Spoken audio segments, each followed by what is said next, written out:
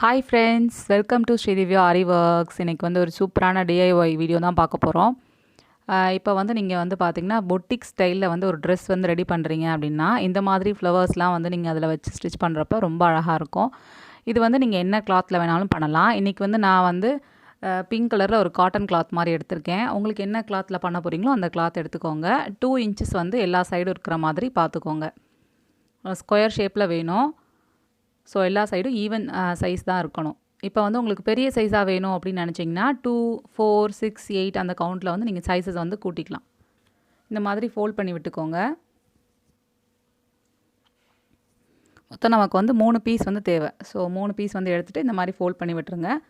Next வந்து இந்த கிளாத்தை வந்து நம்ம அரேஞ்ச் பண்ணிக்கலாம். இந்த பீசஸை அரேஞ்ச் பண்ணுறது வந்து பார்த்திங்கன்னா இந்த மாதிரி ஒரு பீஸ் மேலே ஒரு பீஸ் இருக்கிற மாதிரி பார்த்துக்கோங்க.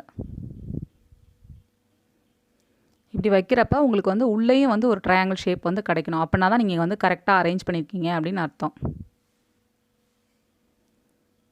இப்படி செட் பண்ணதுக்கப்புறம் நீங்கள் வந்து குண்டூசி வச்சு கூட குத்திட்டு அது வந்து அந்த இது வந்து மாறாமல் இருக்கிறதுக்கு யூஸ் பண்ணிக்கலாம். நான் வந்து அப்படியே வந்து மார்க் பண்ணுறேன். மேலே வந்து ஒரு ரவுண்ட் ஷேப் வந்து மார்க் பண்ணிக்கோங்க.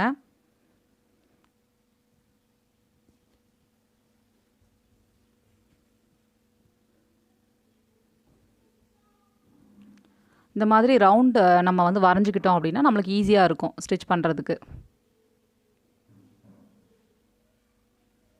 இப்போ இது மேலே நம்ம வந்து ஸ்டிச் பண்ண போகிறோம்.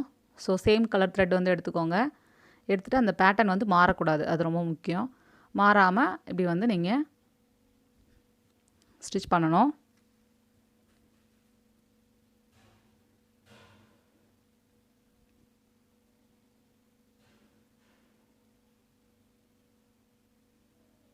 நார்மலாக நம்ம வந்து போடுற தையல் தான்.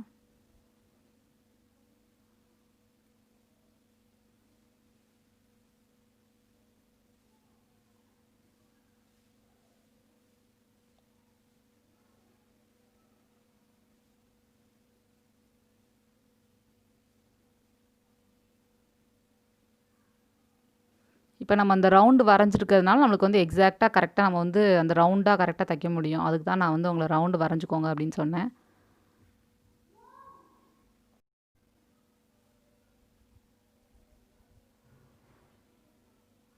இந்த மாதிரி எல்லா சைடுமே வந்து நம்ம ஸ்டிச் வந்து போட்டுக்கலாம்.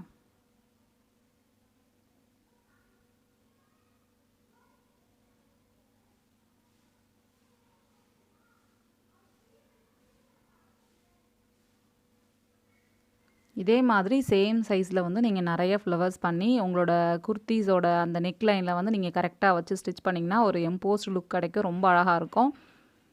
ஸோ இதுக்கு சென்டரில் வந்து நம்ம பீடு வேறு வைக்க போகிறோம்.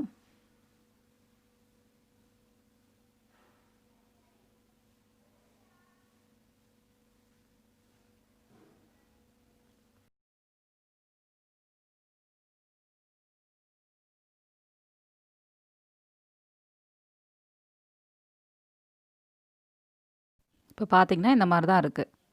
ஸோ நெக்ஸ்ட் நம்ம என்ன பண்ண போகிறோம்னா லாஸ்ட்டாக வந்து இந்த நம்ம வச்சுருக்கிறோம் இல்லையா அந்த த்ரெட்டை வந்து மெதுவாக இழுக்கணும். ரொம்ப ஃபாஸ்ட்டாக இழுத்தினீங்க பிரிஞ்சிரும். கொஞ்சம் மெதுவாக இழுத்திங்கன்னா உங்களுக்கு அழகாக ஒரு ரோஸ் மாதிரி வரும்.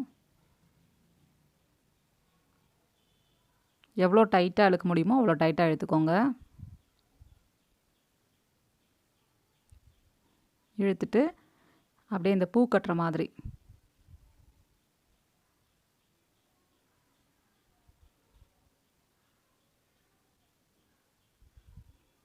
இப்போ வந்து அதோட சென்டரில் வந்து நான் ஒரு கொஞ்சம் பெரிய சைஸ் பீட் ஒன்று வைக்க போகிறேன். இப்போ வந்து இதோட ஃபைனல் அவுட்புட் வந்து இந்த மாதிரி தான் இருக்குது ஃப்ரெண்ட்ஸ். உங்களுக்கு பிடிச்சிருக்குன்னு நினைக்கிறேன்.